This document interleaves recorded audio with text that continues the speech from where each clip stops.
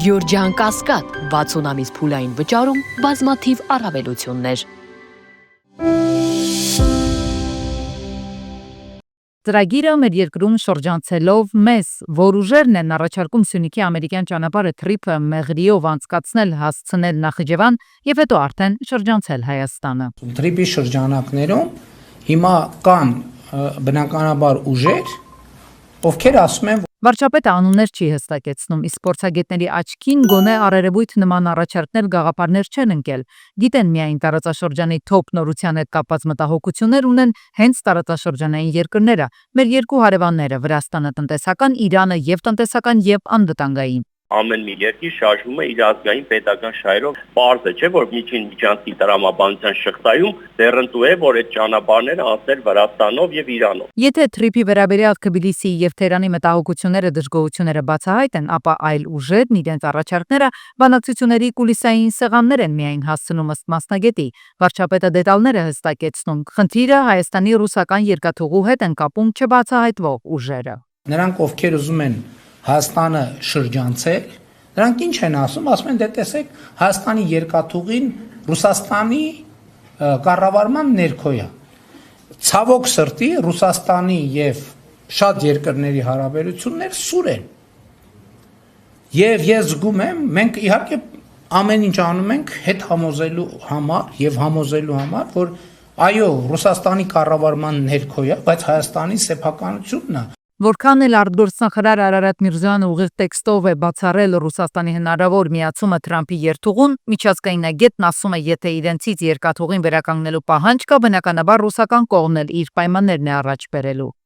Այսինքն մենք պայմանագիր ունենք երկաթգծի ամբողջ ցանցի կիրառելիությունը, տվյալ դեպքում ներառյալ նաև Սյունիքով անցնելիքը, շինարարությունը, բայց պայմանագիրը կնքում ենք Միացյալ Նահանգների հետ կուլիսային որոշակի պայմանավորվածություններով պետք է լուծեն։ Որպեսզի մեր երկիրն էլ օգուտներ քաղի մեր իսկ տարածքով անցնելիք Միացյալ Նահանգների նախագահի պատվին անվանակոչված խաղաղության ու բարգավաճման երթուղուց, հայաստանյան ընդդիմադիր շրջանակները նաև փորձագետները առաջարկում էին, որ այդ ճանապարհը ոչ թե ձգվի միայն 43 կիլոմետր, այլ հասնի մինչև Երասկ։ Հիմա վարչապետն ասում է, այսպես թե այնպես երկաթգծի Երասկ-Խախուրիկ հատվածը պետք է վերականգնվի, բայց Ասլան Կտրաց Ալիևը, որ Բաքվից Մյունխենի անվտանգության համաժողովին էր հասել, հստակ ձևակերպեց. ոչ, թրիփը հասնի Նախիջևան հյուսիսից հարավ չի ձգվելու, Երասկում վերջին կանգառը չի առնելու։ Հայաստանի տարածքով ադրբեջանցիներն անխոչնդոտ կհասնեն Նախիջևան, ճանապարհն ուղիղ կշարունակեն դեպի Թուրքիա։ Իհարկե մտահոգիչ է մեր մասով, որովհետև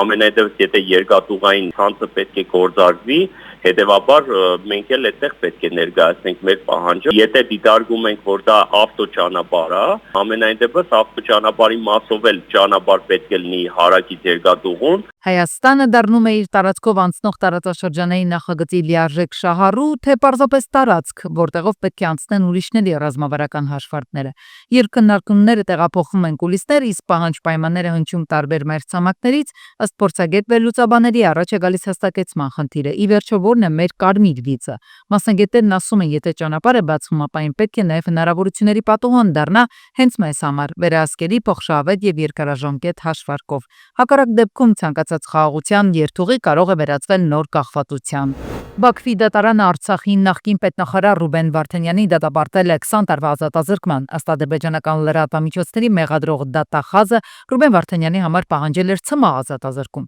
Ռուբեն Վարդանյանն Ադրբեջանի իրավապահների կողմից ապօրինի ձերբակալվել եւ Բաքու էր տեղափոխվել 2023 թվականի սեպտեմբերի 27-ին Լեռնային Ղարաբաղի դեմ Ադրբեջանի ռազմական ագրեսիայից հետո։ Ադրբեջանում նրան կեղծ մեղադրանքներ են առաջադրվել մի քանի հոդվածներով։ Բաքվի ռազմական դատարանի կողմից կայացված դատավճռի կապակցությամբ Ռուբեն Վարդանյանի ընտանիքը հանդես է եկել հայտարարությամբ. մենք շարունակելու ենք նրա եւ մյուս հայ բանտարկյալների ազատ արձակմանն ուղղված մեր ջանքերը, կոչ ենք անում միջազգային առաջնորդներին, միջազգային իրավունքին համահունչ ձեռնարկել համապատասխան բոլոր միջոցները, նրանց ազատությունն ապահովելու եւ իրավունքները պաշտպանելու համար։ Ադրբեջանի ռազմական դատարանի վճիռը սարսափեցնող է, թեև ոչ անսպասելի։ Դեռևս 874 օր առաջ նրա ապօրինի ձերբակալությունից սկսած ակնհայտ էր, որ այս գործընթացը բացի արդյունքը կանխորոշված է։ Այս ընթացքում նրա դեմ առաջադրված մեղադրանքներից եւ ոչ մեկը հիմնավորող որևէ ապացույց այդպես էլ չի ներկայացվել։ Ռուբենը զրկված է եղել արդար դատաքննության հիմնարար երաշխիքներից, այդ թվում իրավական պաշտպանության, միջազգային փաստաբանի հետ կապվելու հնարավորությունից, դատավարությանն անկախ լրատվամիջոցների մասնակցությունից։ Լսումներն անցկացվել են փակ դռների հետևում եւ այնպիսի պայմաններում, որոնք անհամատեղելի են միջազգային իրավունքով եւ նույնիսկ ադրբեջանական օրենքներով, արդար դատաքննության չափանիշների հետ։ Բոլոր նրանք, ովքեր անձամբ ճանաչում են Ռուբենին կամ նրա հետ առնչություն են ունեցել, հասկանում են նրա դեմ առաջադրված մեղադրանքների անհեթեթությունն ու անհիմն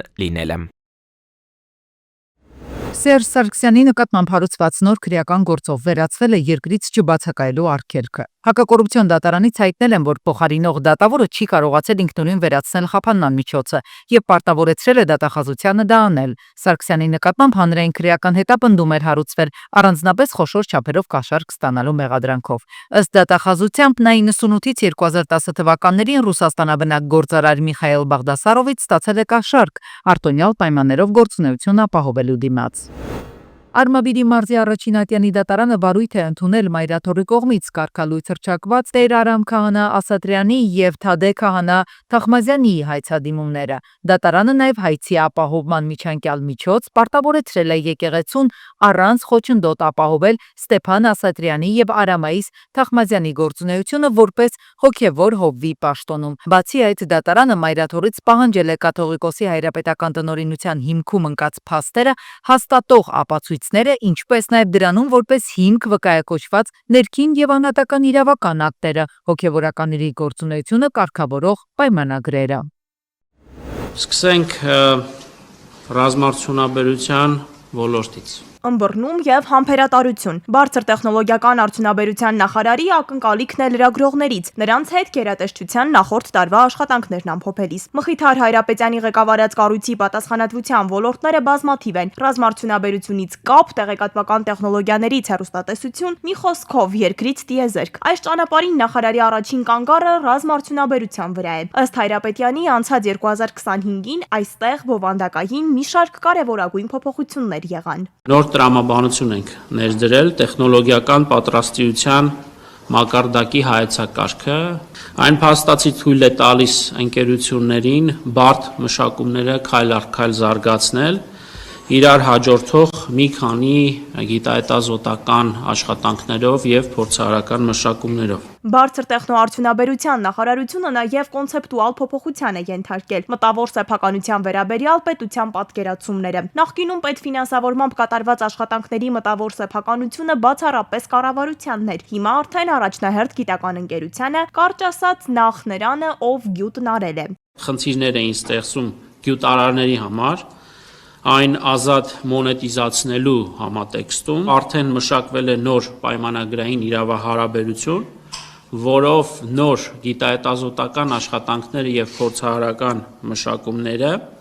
եւ դրանցով ստեղծված մտավոր սեփականությունը նախ եւ առաջ պատկանելու է ընկերությանը եւ թույլ է տալու գյուտարարին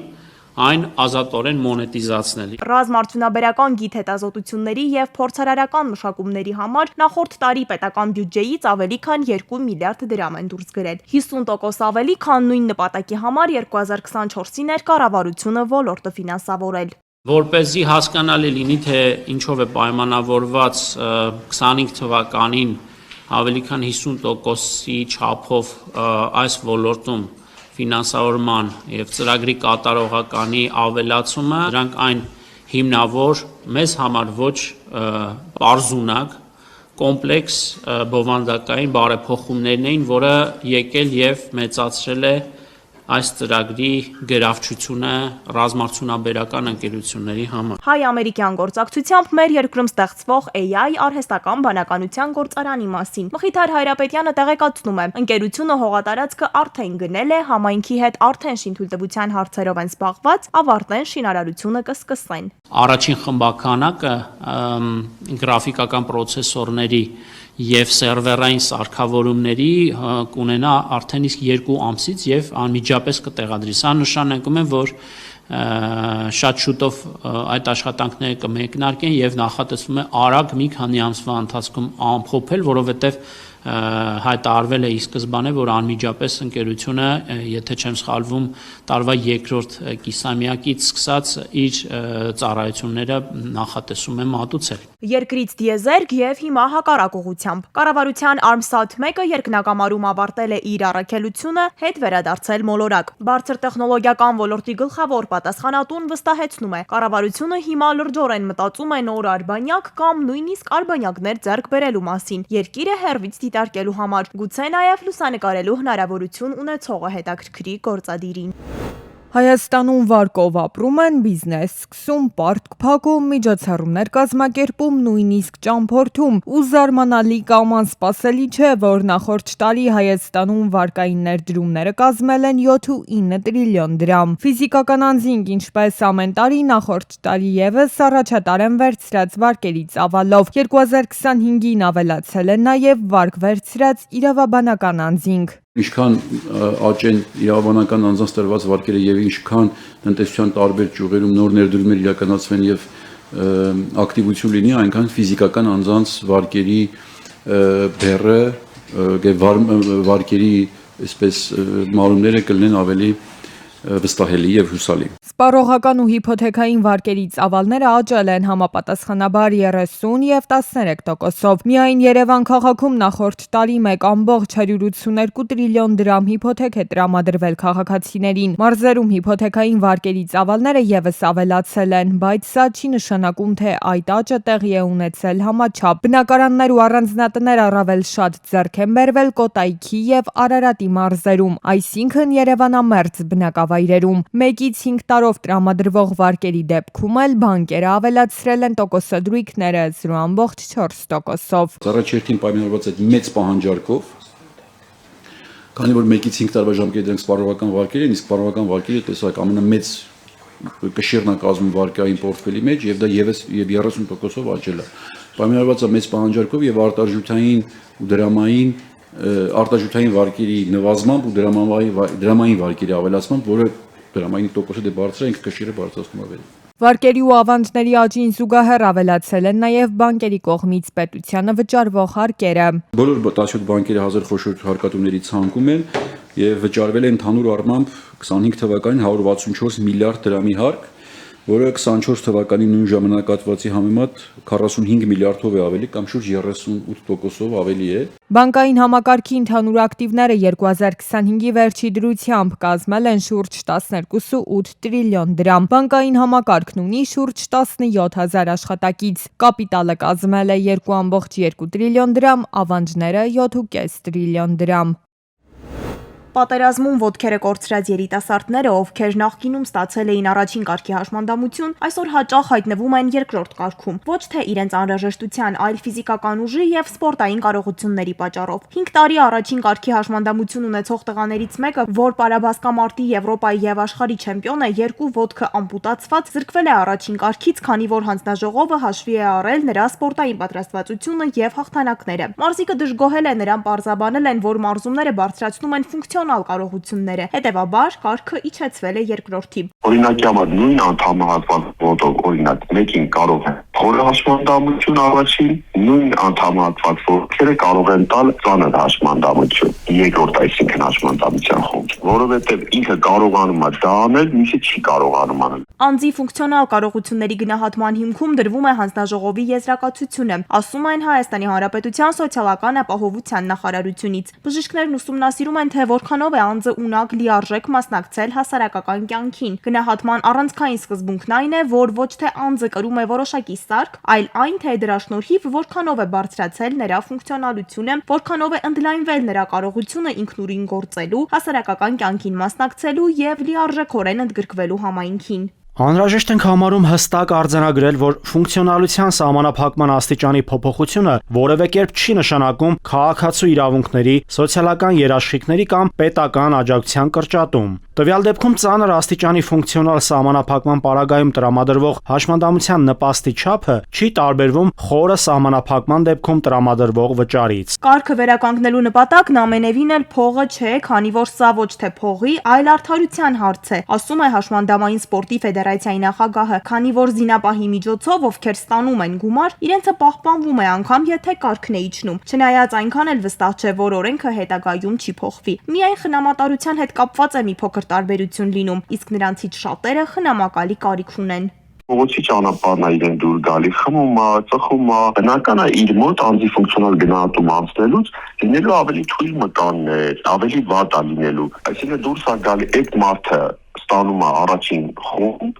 իսկ ով որ բնապարանքում հետևում է իրան, իջնում է երկրորդ խումբ կամ երրորդ խումբ։ Խնդիրն օրենքում է, ասում է Ստեփանյանն ու հավելում. տղաները պարապում են Հայաստանի անունը բարձրացնում միջազգային մրցաշարում, իսկ օրենքի համակարգը չպետք է փոխի նրանց սոցիալական պաշտպանության մակարդակը։ Կարգը փոխելիս խրախուսելու փոխարեն հաճախ անտեսվում է այն փաստը, որ շատ տղաներ կարիք ունեն խնամքի, աջակցության եւ սոցիալական ինտեգրումը նրանց համար հաճախ ավելի դժվար է դառնում։ Մայիսին այս նույն մարզիկը նորից կներկայացնի Հայաստանը Եվրոպայի առաջնությունում, բողոքարկելու է կրկնակի զննություն անցնելու նպատակով։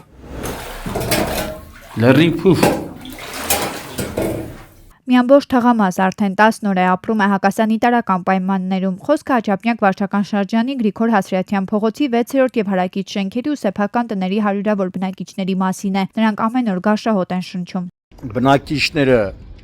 հայտնաբերել են հենց հոտից եւ բացել են, տեսել են, թե ինչպես է կոյուղած ջուրը դուրս տալիս, լցվում նշված ավտոտնակի նկուղ,